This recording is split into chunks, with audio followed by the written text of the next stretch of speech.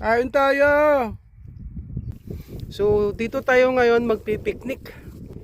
So magpiknik tayo dito mga kaibigan. Samahan nyo ako. Adobong pabo na may kamote. Dobro jutro Europa. Good afternoon Philippines. Nandito naman tayo sa ating malawak na 100 hectares. Sa ating malawak na taniman. Taniman ng pangarap. Taniman ng pangarap mga kaibigan. As you can see, ito 100 hectares to. Ang swerte na may-ari nito sa ito yung mga tanim niya, mga damo. Saka doon ang lawak grabe. So nandito tayo sa ating favorite area. Kasi tapos na yung ating jote. Alas 2 ng hapon dito. Alas 2:30 ng hapon dito sa Europa. At tapos ng ating jote, ito yung ating beautiful bus. Minibus lang ito mga kaibigan. So ito. So dito tayo ngayon magpipiknik. So samahan nyo ako, magpipiknik tayo kasi hindi natin kaya yung puro buong araw na walang kanin. Tayo'y puro tinapay lang kaninang umaga. So naisipan natin magbaon kasi tapos na ng ating duty at magpiknik dito sa ating malawak na taniman. So magpiknik tayo dito mga kaibigan. Samahan nyo ako. Okay? So meron akong baon dito to kaibigan, magpipiknik akong mag-isa. Meron akong baon na adobong pabo, turkey, tubig sa tinapay. Ito lang yung aking baon mga kaibigan. Kasi hindi natin kaya yung puro tinapay. Nagbaon tayo ng masasarap na ulam, lutong Pinoy, adobo yan. Adobong pabo na may kamote. Kasi minsan kamote tayo So yan ang ating pagkain dito kaibigan. Magpipiknik tayo sa malawak na taniman nila. So ang ganda rito magpiknik mga kaibigan kasi ang lawak na taniman dito,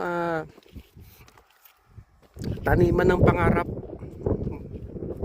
Lawak lawak na magiging pangarap ko Grabe. Ang sarap ng hangin dito mga kaibigan. Ang hangin dito parang December sa Pilipinas, yung simoy. Lawak na. Grabe talaga to. So kakain na tayo mga kaibigan. Ang ating baon niya adobong pabo. Okay? Ito. Ang sarap ng ating ulam mga kaibigan.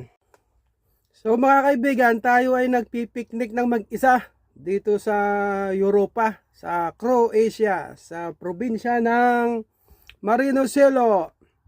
So unang subo para sa inyo to mga kaibigan.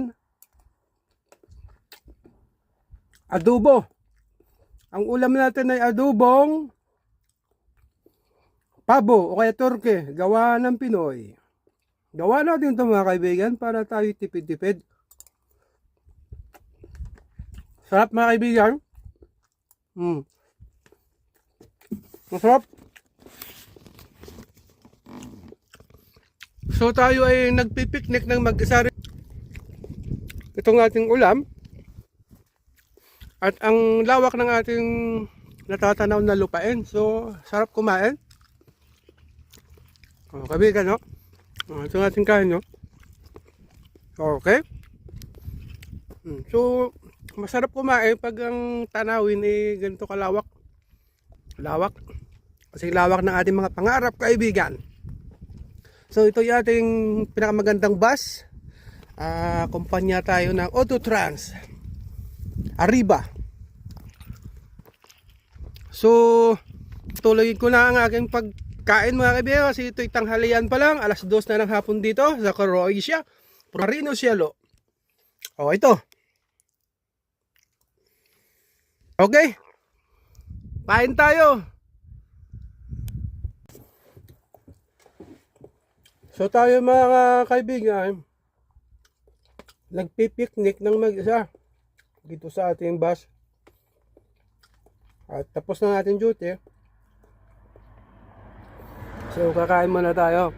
Maraming dumadaan dito at nakatingin sa akin mga kaibigan.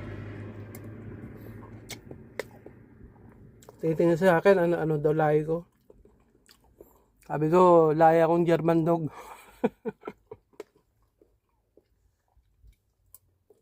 Ulam natin adobo na turkey. Saka ginawa na lang yung adobo. Nilagyan natin ng kamote.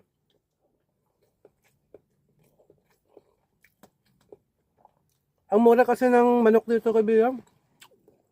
Saka pabo. Kaya turkey. 2 euro, 3 euro. Yung alam kung mura na yun.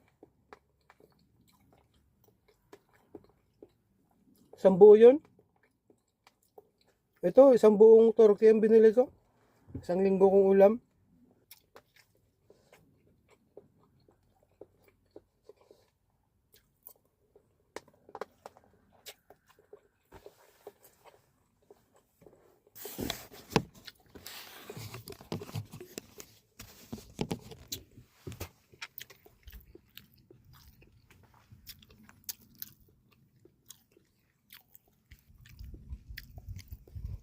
Ito, lawak na. Mga kabahayan. Village. Village ang lugar nito mga kaibigan. Pero tahimik. Tahimik lang sila. Dito tayo nakaparada eh. Ito yung bus natin.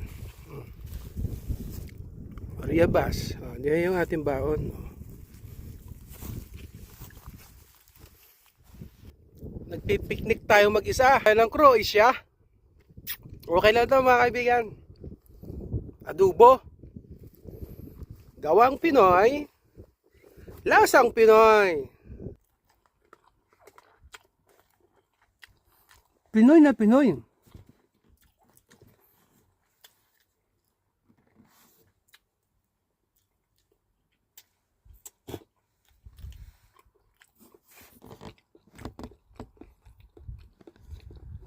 Kain tayo mga kaibigan.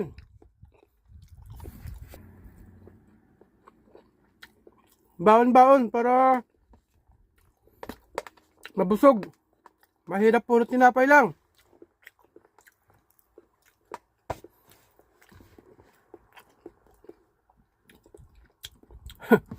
Dito tayo nag-iisa sa Europe. Nagpipiknik.